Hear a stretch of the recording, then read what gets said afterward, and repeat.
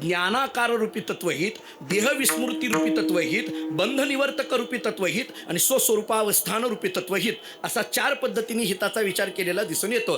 ज्ञानाकार रूपी तत्वहित म्हणत असताना, याचा विचार करत असताना मी ब्रह्म आहे हे जे काही जीव ब्रह्म ऐक्याच्या ज्ञानाचा विचार केला जातो, या ज्ञानापर्यंत पोहोचणं किंवा या ज्ञानाची अवस्था येणं याला ज्ञानाकार रूपी तत्वहित म्हणा.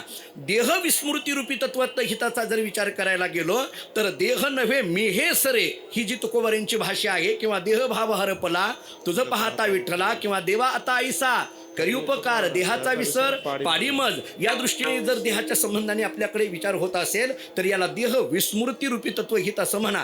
तिसरा प्रकार आपल्याला बंधनिवर्तक रूपी तत्वहिताचा विचार करता येण्यासारखा आहे. कुठल्याही पद्धतीचं बंधन शिल्लक न राहणं, या स्थितीमध्ये जाणं याला बंधनिवर्तक रूपी तत्वहित म्हणा. आणि चौथा विचार स्वस्वरूपावस्थान रूपी तत्वहिताचा विचार केला जातो. स्व म्हणजे आत्मस्वरूप आणि स्वस्वरूप म्हणजे जे आत्मस्वरूप आहे तेच जगाचं स्वरूप आहे. स्वस्वरूपाची स्थिती ज्यांना प्राप्त झाली या अवस्थेमध्ये जाणं याला स्वस्वरूपावस्थान रूपी तत्वहित म्हणावे.